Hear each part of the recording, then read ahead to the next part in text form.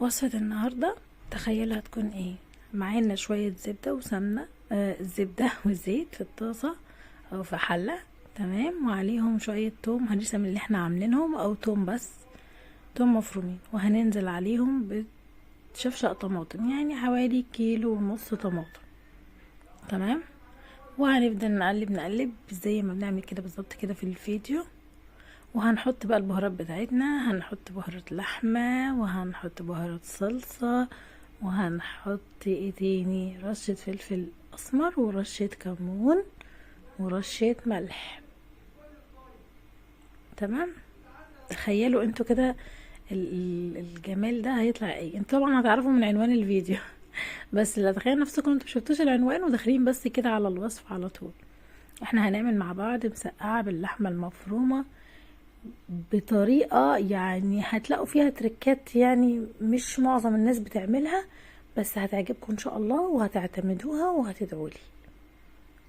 نخلي الصلصة على النار تفضل لحد ما تتسبك وتفضل تغلي كده شوية على النار. هنفضل من وقت للتاني نقعد نقلب فيها، من وقت للتاني هنقعد نقلب فيها عشان ما تنشفش. طبعا هي مش تلزق في الحلة ولا حاجة، بس عشان ما تنشفش. بالمرة كمان ابقى عارفة السمك بتاع الطماطم وانا بقلب. على الجانب الاخر معانا طاسة فيها زيت، معلقتين زيت. تمام.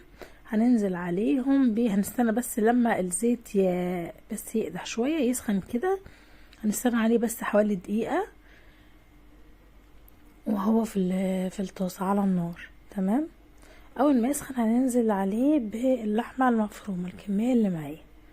تمام. انا جايبة كمية نص كيلو لحمة مفرومة. نص كيلو لحمة مفرومة هعمل بيها صينية مسقعة اللي هتشوفوها معانا.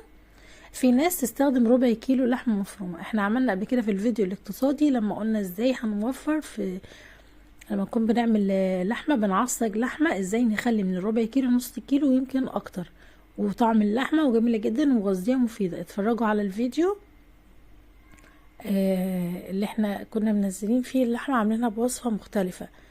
تمام. اللي هي كانت البطاطس بالبشاميل والجلاش، الاتنين معمولين بنفس الوصفة، بنفس الوصفة وحاجات موفرة. اتفرجوا على الفيديو.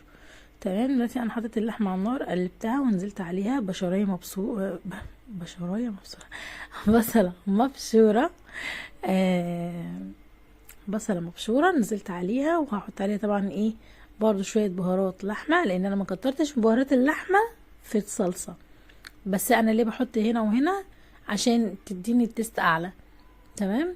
والفلفل الاسود هسيبها على النار تتسبك. دلوقتي انا معايا البتنجان مغسول وتمام، بس هنقطع منه بقى العنقود اللي فوق ده، هنقطعه بالظبط كده. وهجيب بقى المقشرة، او بعد ما هعمل كمية البتنجان اللي عندي هقطع منها العنقود بتاعها، وبعدين هجيب قشرة، المقشرة بتاعت البطاطس او المقشرة اللي عندكم، او سكينة لو مش متاح مقشرة عادي. تمام. وهشكل في البتنجان، هعمل له اشكال زي ما انا شايفاها كده. لو هسيب خط اسود وبعدين هقطع حتة كبيرة من الاسود، وبعدين هسيب خط اسود، بعدين حتة كبيرة من الاسود زي ما انتوا شايفين كده. تمام. طيب دي اول حاجة مش كل الناس بتعملها. الناس بتحب على طول البتنجان تقطعه كده، تغسله تقطعه وتقليه وخلاص. تمام. طيب دي اول حاجة مش كل الناس بتعملها، هتلاقوها ان انا بعملها في الفيديو. في تركية كمان هتشوفوها دلوقتي بعد ما هقطع كمية البتنجان اللي معايا وهخلصها خلاص. طبعا انا حاطه على النار طاسة سخنة فيها زيت عشان هبتدي اقلي البتنجان. خلاص انا كده عندي على النار اللحمة موجودة خلاص بتتعصج مع نفسها، وعندي الطاسة. دلوقتي انا جبت طبق وحطيت فيه شوية دقيق، شوية دقيق، ركزوا معايا جربوها. احنا هنا حطينا ليه الدقيق؟ عشان البتنجان معروف ان هو بيشرب زيت، لان احنا عاملينه على طول، ما حطيناهوش يعني ما سيبناهوش، وحطينا عليه شويه ملح عشان خاطر ينزل الميه بتاعته. احنا خلاص قطعناه عملناه على طول، فبنحط الدقيق عشان ما يشربش الزيت. عايزه اقول لكم كميه الزيت اللي انا قلت فيها البتنجان فضلت زي ما هي، نقصت بس حبه صغيرين من قبل ما اقلي بقيه الفلفل. تمام. طبعا انا كنت قاليه البطاطس قبل ما اقلي البتنجان، بس ما كنتش بصور وقتها. كنت قليت شويه بطاطس، هم بطاطسيتين بس.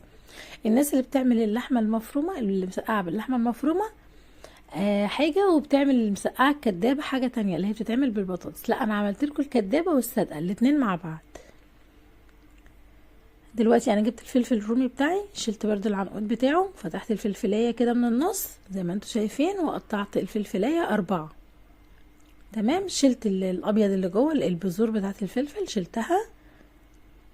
وكده انا هخلص الكميه بتاعت الفلفل الرومي.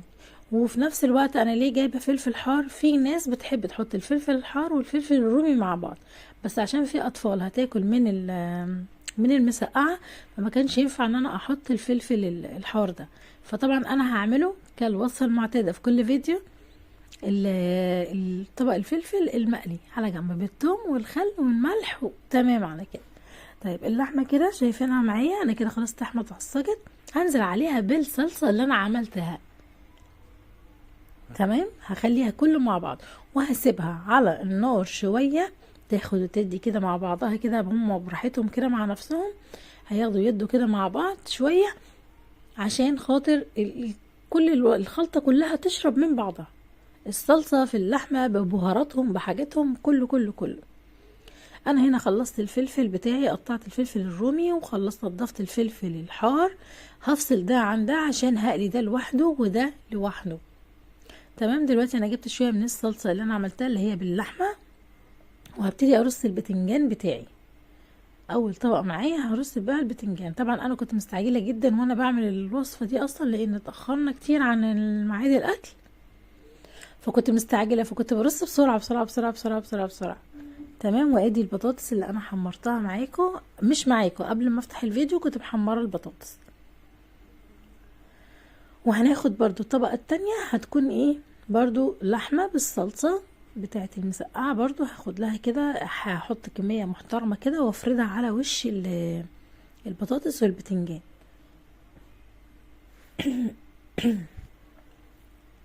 هفردهم كده بالكبشه بتاعتي، بس هحط كميه محترمه. شايفين الجمال؟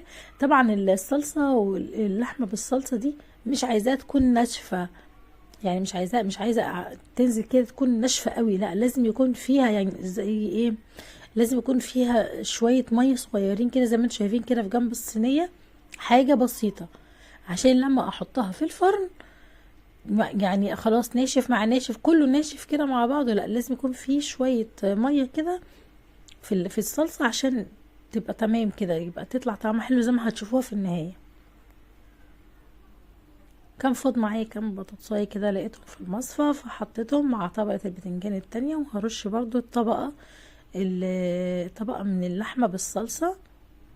تمام. فاضل طبقه واحده بس وهي هتكون الفلفل ليه انا ما حطيتوش في الاخر؟ لان الفلفل اصلا هيتهري، لو اتحط في الاخر هيتهري مع درجة حرارة الفرن. حتى يعني هو احلى حاجة الفلفل خليه يبقى محتفظ ما يبقاش مهري خالص، يحتفظ كده بسنة قرمشة كده زي ما انتوا شايفين. حطيت الفلفل وحطيت عليه برضو بقية الصلصة باللحمة، وهفرد برضو زي ما انتوا شفتوا. تمام كده. انا حطيتها خلاص في الفرن وكده طلعت. هبتدي بقى اغرف في الطبق، وشوفوا بقى الجمال، شوفوا البخار وهو طالع، شوفوا الطعم. يعني كان في تجانس رهيب جدا ما بين كل حاجة واخدة من طعم بعضها. اللحمة واخدة من الصلصة، والصلصة والبطاطس واخدين من اللحمة، والفلفل كله كله كله كله مع بعضه، وطشة التوم كانت حاجة رهيبة. الوصفة دي مش ممكن اللحمة دي ما تعملوش نص كيلو زي ما انا عاملة، ممكن تعملوا ربع كيلو لحمة بس، وتحطوا بصلتين، تبشروا بصلتين وتحطوهم، مفيش اي مشكلة خالص.